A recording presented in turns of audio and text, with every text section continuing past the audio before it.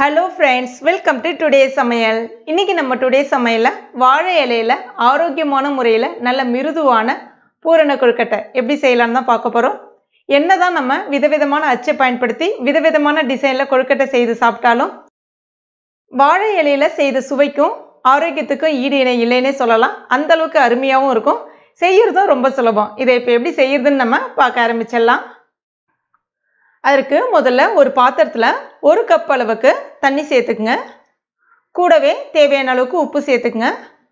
தண்ணி ஒரு கொதி வந்த பிறகு 1 ஸ்பூன் நெய் அல்லது நல்லெண்ணெய் கொஞ்சமா சேர்த்துக்குங்க. தண்ணி நல்லா கொதிக்கணும். அதே சமயத்துல சுண்டிடக்கூடாது. தண்ணி நல்லா ஒரு கொதி வந்த பிறகு 1 கப் அளவுக்கு பச்சரிசி மாவு சேர்த்துக்குங்க.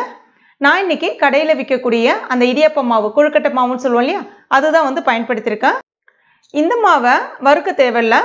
இதே நீங்கள் வீட்டில் செய்த பச்சரிசி மாவாக இருந்துச்சுன்னா ஒரு 2 நிமிஷத்துக்கு கடாயில் மிதமான தீயில வச்சு வறுத்துட்டு அதுக்கப்புறமா ஆற வச்சுட்டு சேர்த்துக்குங்க. வீட்டில் பச்சரிசி மாவு எப்படி ரெடி பண்ணணும்னு சொல்லிட்டு நான் ஏற்கனவே வீடியோ போட்டிருக்கேன், முடிஞ்சா போய் பாருங்க. இப்போ இந்த மாவு ஒன்னோட ஒன்று நல்லா கலந்து வர்ற அளவுக்கு கலந்து விட்டுக்குங்க. இப்போ ஸ்டவ் ஆஃப் பண்ணிடுங்க. இப்போ இதை மூடி வச்சிருங்க. ஒரு 10 நிமிஷம் அப்படியே இருக்கட்டும். அதுக்குள்ளே நம்ம உள்ளே வைக்கக்கூடிய அந்த ஸ்டஃபிங் பூரணம் ரெடி பண்ணிக்கலாம். அதற்கு ஒரு கடாயில் 1/2 ஸ்பூன் அளவுக்கு நெய் சேர்த்துக்குங்க. கூடவே 1/2 ஸ்பூன் அளவுக்கு எள்ளு சேர்த்துக்குங்க. உங்களுக்கு எள்ளு சேர்க்க விருப்பம் இல்லைன்னா பாப்பி சீட்ஸ்ன்னு சொல்லக்கூடிய அந்த கசகசா சேர்த்துக்கலாம் ஒரு 1/2 ஸ்பூன் அளவுக்கு. கூடவே ஒரு 1/2 கப் அளவுக்கு தேங்காய் துருகல் சேர்த்துக்குங்க. அடுத்ததான் 3/4 கப் அளவுக்கு வெல்லம் சேர்த்துக்குங்க. நான் இன்னைக்கு கப் மெஷர்மெண்ட்டில் சொல்லியிருக்கேன். உங்கள் வீட்டில் எந்த கப் இருந்தாலும் அந்த கப்பை பயன்படுத்தி அடுத்தடுத்த அளவுகளை அளந்துக்குங்க, சரியாக இருக்கும். இப்போ இதை ஒரு தடவை நல்லா கலந்து விட்டுக்குங்க. நான் இன்னைக்கு வேர்க்கடலை தான் பயன்படுத்தி செய்ய போகிறேன். உங்களுக்கு வேர்க்கடலை சேர்க்க விருப்பம் இல்லை அப்படின்னா ஒரு 50 கிராம் கடலைப்பருப்பை வேக வச்சு தண்ணியை வடிகட்டிட்டு நல்லா ஆறின பிறகு ஒரு தடவை மசிச்சுட்டு அதுக்கப்புறமா சேர்த்துக்குங்க. இப்போ ஒரு 1/4 கப் அளவுக்கு வறுத்த வேர்க்கடலை தோல் நீக்கிட்டு எடுத்திருக்கேன். இப்போ இதை மிக்சியில் சேர்த்துட்டு கொஞ்சம் கொரகொரப்பாக, நைஸான பவுடராக அரைச்சிடாதீங்க, கொஞ்சம் கொரகொரப்பாக அரைச்சி எடுத்துங்க.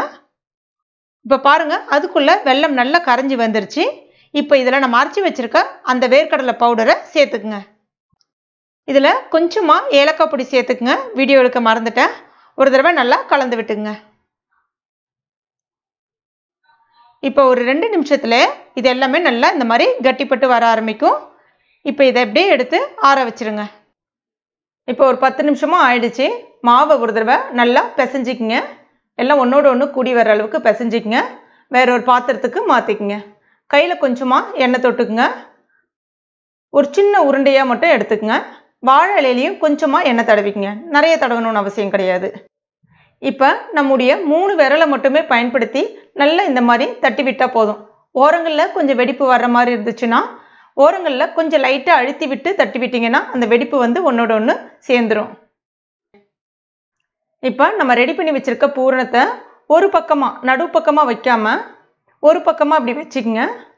வச்சுட்டு இதை அப்படியே கரெக்டாக அந்த உள் பக்கம் அந்த ரவுண்ட் கரெக்டாக க்ளோஸ் ஆகிற மாதிரி பார்த்துக்குங்க. உங்களுக்கு தெரியல அப்படின்னா அந்த வாழை இலையை எடுத்துட்டு ஓரங்களில் இந்த மாதிரி தட்டி விட்டுங்க. தட்டி விட்டுட்டு மறுபடியும் வாழை இலையை இப்படி மூடிட வேண்டியதான். இதை நம்ம இப்படியும் மூடலாம். இல்லை உங்களுக்கு நல்லா தாராளமாக க்ளோஸ் பண்ணணும் அப்படின்னா அந்த வாழை இலையில் இருக்கக்கூடிய அந்த ஓரங்கள், அதாவது அந்த நார் இருக்கு இல்லையா, அதை ரொம்ப மெலிசாக ஃபுல்லாக கட் பண்ணி எடுத்துட்டு அதுக்கப்புறமா இதை இப்படி வச்சு இப்படி மூடினீங்கன்னா ரொம்ப ஈஸியாக மூட வரும். இதே மாதிரியே எல்லாத்தையும் ரெடி பண்ணிக்கங்க. இதை நான் இன்னைக்கு கடாயில் தான் அவிக்க போகிறேன். உங்கள் வீட்டில் இட்லி பாத்திரம் இருந்துச்சுன்னா நீ இட்லி பாத்திரத்துலேயும் அவிச்சிக்கலாம். இப்போ கடாயில் தேவையான அளவுக்கு தண்ணி சேர்த்துக்குங்க. அடுத்ததான் இந்த மாதிரி ஒரு பிளேட்டை வச்சிடுறேன். இப்போ ஒன்று ஒன்றா நம்ம ரெடி பண்ண கொழுக்கட்டையை வச்சுக்குங்க. அவ்வளோதான், மூடிடுங்க. ஸ்டவ்வை மீடியம் ஃப்ளேமில் வச்சுங்க. ஒரு 10 நிமிஷம் மட்டும் இருந்தால் போதும். ஏன்னா ஏற்கனவே மாவு நல்லா வெந்து தான் இருக்கும். ஒரு 10 நிமிஷம் மட்டும் இருந்தால் போதும். இருக்கட்டும். இப்போ ஒரு 10 நிமிஷம் ஆயிடுச்சு. இதை இப்போ திறந்து பார்த்துடலாம். அவ்வளோதான், நல்லா ஆவி பறக்க பறக்க ஆரோக்கியமான முறையில் சுவையான பூரண கொழுக்கட்டை ரொம்ப அருமையாக ரெடி ஆயிடுச்சு. இப்போ இந்த வாழை இலையை எடுத்துட்டு அப்படியே பரிமாற வேண்டியதான்.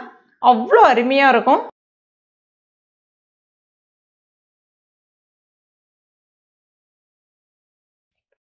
இப்போ ஒன்றே ஒன்று நம்ம எடுத்து பார்க்கலாம். இப்போ பாருங்கள், எந்த அளவுக்கு நல்லா சாஃப்டாக சூப்பராக இருக்குது பாருங்கள். அவ்வளோ அருமையாக இருக்கும், ஆரோக்கியமும் கூட. கண்டிப்பாக இந்த மெத்தடில் ட்ரை பண்ணி பாருங்கள். ட்ரை பண்ணிவிட்டு மறக்காமல் எனக்கு கமெண்ட் பண்ணுங்கள். இந்த வீடியோ உங்களுக்கு பிடிச்சிருக்கும் நம்புகிறேன். பிடிச்சிருந்தா லைக் பண்ணுங்கள். உங்கள் நண்பர்கள் மற்றும் ஃபேமிலி மெம்பர்ஸ் கூடயும் மறக்காமல் ஷேர் பண்ணிங்க. மேலும் இது போன்ற டேஸ்டி ரெசிபிகள் மற்றும் கார்டனிங் வீடியோஸ்க்கு நம்ம டுடே சமையல் இது வரைக்கும் நீங்கள் சப்ஸ்கிரைப் பண்ணாத நண்பர்களாக இருந்தீங்கன்னா உடனே சப்ஸ்கிரைப் பண்ணிங்க. கூடவே மறக்காமல் அந்த பெல் நோட்டிஃபிகேஷன் சிம்பிளை ப்ரெஸ் பண்ணிங்க. தேங்க்யூ.